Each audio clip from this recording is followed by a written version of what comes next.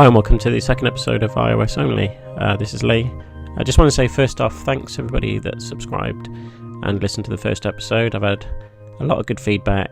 It's gone wider than I thought it would, which is great. I really wanted to share my experiences of iOS, and I'm really glad that it's kind of hit with some people who are in a similar position to me or already invested in the platform.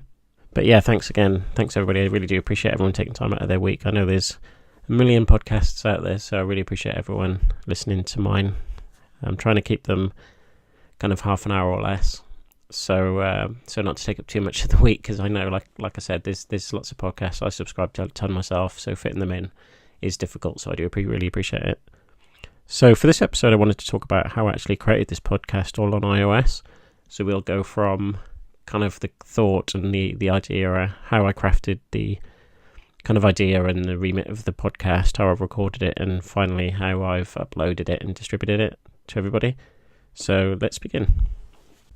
So first thing I wanted to start off with is the hardware that I'm using. So I did mention it in the first episode a little bit, but the way I'm recording this podcast is my iPad is an iPad Pro 10.5. So this is the iPad of choice. I've as I said in the other one, I've used pretty much all the sizes and I settled on the 10.5. In terms of microphone, I'm using a Blue Yeti. I've had this for quite a few years and it's pretty tried and tested, I think, in terms of podcasting community, but just works really well for me. Nice and simple. In terms of headphones, so I plug a pair of in-ear Bose headphones. So these aren't the kind of quiet comfort ones. I think they're the more sport ones.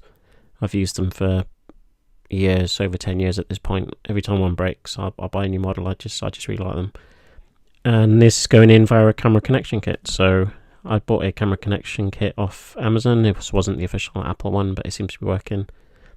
So this one, it's got a USB, so I can plug my my microphone into it, and also a power pass-through. So I make sure I'm plugging power in, because having the microphone connected to the iPad does drain quite a lot of power. So that's it really from a hardware perspective. We'll go on to actually planning stage now. Okay, so when it came to planning the podcast, I used a few different apps. So first off, I brain dumped everything, all my ideas. So I started to use Apple Notes and the pencil, but I don't know if you're into mind mapping or not, but mine get really messy as I think of more ideas. So I just needed to rein that in a little bit. So I picked up MindNode. So MindNode 5 is the latest one. I've used it on and off for quite a while. I've used it to sketch stuff for work. You know, there's a lot of stuff I need to remember for work, so having it in my mind mapped is a really nice visual way of remembering. But like I said, due to the nature of a brain dump for me anyway, I really used it just so that I didn't run out of space and give me a nice, easy kind of layout for the idea, just to make sure there was something there really where it was worth kind of investing the time. And I knew I wanted to share the information and I wanted to do a podcast, so it all seemed to line up. Things I like about MindNode is that it's a very clean UI. It syncs with iCloud and it has options for changing the mind map style. So, you can change background and the bubble color and all sorts of stuff just to meet, what you want. And you can also export it out in various formats as well. So once I'd kind of figured out, there's something here that I can have a go at, I went back into Apple Notes and I made a list with the pencil. I think I used the pencil to just basically sketch out ideas, topics. Did I have enough content for at least 10 or 15, 20, episodes of things that I wanted to talk about? And I definitely did. You need to make sure you got content there before you do something, obviously. So I did that first, and I came up with a nice little list. So getting on to actually planning kind of the first episode, what I decided to do was to use IA Writer. So I always say that slow because I always mess it up. But I mentioned that in the first episode, so that's my kind of writing app of choice. So I just scripted out, not word for word, but just to keep me on track. I do this quite a lot for work as well. I tend to follow my thoughts sometimes a bit too much. It's not always a bad thing, but it's easy to go off topic. So I use a skeleton, script kind of just to keep me on track. Something I've done for quite a while.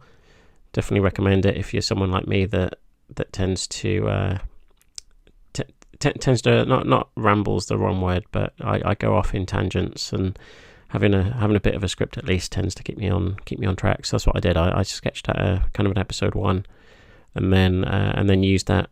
It was a bit more difficult because obviously podcasting on the iPad, I haven't got.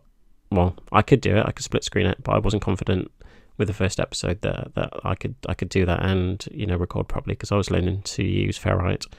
So I actually used it on my iPhone. So I just had IA Writer next to me on the iPhone, and I used pen and paper too, to be fair. I did script some of it out with pen and paper based off my IA Writer note, but that's where it started. I mean, everything starts in there for me. I've recently discovered drafts. I know I'm late to the party on that one, but I might be using that going forward, but I'll do that in a separate episode. So I'd planned everything out. They're the apps that I used. Next, I needed to figure out how I was going to do the artwork. I thought that's probably, some people maybe they would think that would come in at the end, but for me that came in at the beginning. I'm not any amazing artist. I do color stuff. I use a few different apps, but what I ended up doing was using Procreate.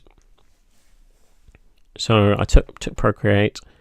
I imported an image of my iPhone, so I took a picture of my iPhone 10 because I knew I kind of wanted an iOS shaped device in the artwork. So I created a new document within, or new image within Procreate. I imported that image and I kind of moved it in a position where I was happy in terms of like the angle of it. I then added a new layer, so I did a blank layer on top of that. I took one of the pens. I can't remember exactly which one. Gel pen, I think, maybe, or it kind of Sharpie, that kind of pen. Thinking about it, and I just sketched over the top. Just came up with a roughly iPhone or iOS device shaped piece of artwork. Once I'd done that, I added another layer and did some colouring on top of that, and that's it. That's pretty much what I did. So it's one image with 2 layers on top. I exported that out as an image. I was really pleased with it. Like I said, I'm no artist, and it still looks basic when you look at me in Overcast or the podcast app, but I think it's got character. Yeah, definitely it is basic, but it stands out, I think, so I'm quite pleased with it. So that was kind of the planning and the artwork. So the next thing I needed to do was obviously do some recording. Okay, so when it came to recording, this took obviously the largest portion of time. Most of that was just figuring out which app to use. So I'd always used GarageBand when I was recording my guitar, so I started there. But recording a multi-track podcast where you're editing lots of sections out, the pauses and some of the ums and stuff like that, just took ages. It was really fiddly to use. So I came across some good posts by Jason Snell over at 6 Colours talking about Ferrite. So I downloaded that and played around with it for an hour or so, just recording some basic tracks, figuring out how to do basic editing, like removing silences, moving tracks around, adding intro music, that kind of stuff. And it quickly became evident that it was a good app to use. So I paid I can't remember what it is now off the top of my head, but I paid to get the full features. I didn't need all of them, but I wanted to support the developer. And I recorded some audio samples and created a kind of sample podcast just to make sure that it was going to work end to end. It's a bit of a learning curve, but once you get your head around it, you can fly through it.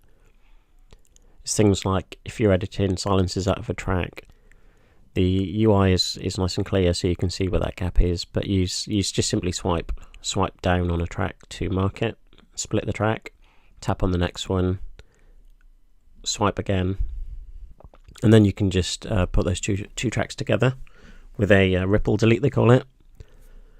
So I kind of knew my workflow for creating audio, how to do the editing. Like I said, Ferrite has got a bit of a learning curve, but stick with it. I got a little bit frustrated within the first kind of 10 minutes or so, but I just stuck with it because I knew it was the app to use.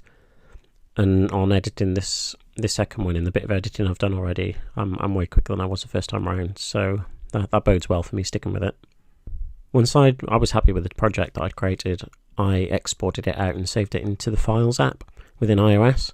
I did find a bit of a bug, and I don't know if this is because I'm using iOS 12 or whether this is just an iCloud problem. But if there's a file there already and you try and override it, it doesn't override it properly. It creates a second copy. And I don't know if this is an iOS thing or whether this is my understanding, or an iOS 12 bug. I don't know, but basically what I did was I exported the track out as mono out of Ferrite, and then I made sure there was no file in the location where I was moving it into. So I've got a podcast folder within my files within iCloud. Made sure that was clean before I exported out into that. So yeah, if you are podcasting on iOS, I would definitely recommend downloading Ferrite. You can use it for free. There are some limitations around that, but I'm not 100% if I've hit any of those limitations or not. But I just wanted to support the developer really, because it's a really professional app. It's excellent. So I've recorded, I've edited, and I've got a file now sat in iCloud, ready for the distribution, which I'll talk about now. Okay, so I had a file now. I had my podcast ready to go. I just need to figure out how to do it. So I looked at a few different options. I looked at Anchor. I looked at doing it via WordPress, because I pay for hosting anyway. I looked at various different options, various different podcast hosting services. Libsyn was the one that I was going to go with, but then I picked up Podbean as well. I would kind of, if you search for best hosting, they seem to be the ones that always pop up. And looking at options available, I went on Podbean due to pricing primarily. It looked very similar to Libsyn, but this is the first time I've done this, so it could be that Libsyn maybe does offer better options. But Podbean is kind of what I chose. I went for their basic package. It seemed to suit me well. And all I needed to do was basically just create an account, pay, obviously, and then just check it up on their servers. So I created myself an account, created myself a podcast. I did the artwork, I did all the descriptions and stuff, and then threw it up onto Podbean, and then it was distributed through Podbean. For anybody could listen to it then at that point. But I still needed to get it into the other networks. So Spotify option for distributing is available within Podbean. I can't do that. I think you need at least 5 or 6 episodes before you can do that. I don't have the option to do it. Google Play didn't have the option doing it from the UK. I don't know. I don't know if that's something other people have run into, but as a UK user, I'm not able to use that. And Apple Podcasts was the main one I wanted to distribute to anyway. So the others were a bonus. So with distributing via Apple, you use the Podcast Connect service. I had a bit of an issue with this because it was just crashing all the time. Every time I logged in, accepted the terms of service, it just hung, just kept putting me in a loop. Couldn't get out of the login screen, so I contacted Apple. I raised a request. I contacted them on Twitter. I emailed them. It's not immediately obvious who you contact, but ultimately it was via Twitter where I got the support. I did tweet out to a few people at Apple that work within the podcasts kind of realm. I don't know how it got sorted. I don't know which of these methods sorted it out, but within 24 hours it was working. So it's really, hats off to Apple for sorting that out for me. I uploaded it. I didn't upload it. I added my feed. So as part of Podbean, you get a feed. You get an RSS feed for your podcast. So I pushed that into podcasts, into the Apple Podcast Connect service. And then within a couple of hours, it was there and available. And in terms of it downloading into Overcast, Podcast Player, the Apple Podcasts and everything else. Overcast and Apple Podcasts still work. I'm not sure about the other apps. I know there were a few people got in touch with me saying that they were having problems with Castro, I think, trying to see it within that feed. But ultimately, I just shared the RSS, and I was good to go. So thanks everyone for listening to another episode.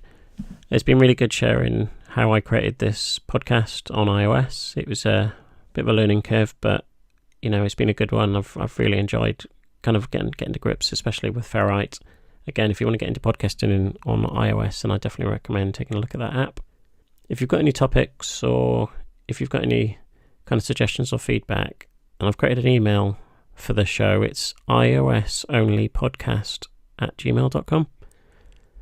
If you check me over an email with suggestions or feedback, that'd be great. If you've got any questions, I'm also on various social networks. Best place to get me is ljpuk.blog, and that'll link out to all my all where I am these days on social. There's kind of so many different platforms now with all the stuff that was going on at Twitter, but I'll share all that at some point, maybe on another episode. But I'm not planning on doing an episode just on social apps, to be honest.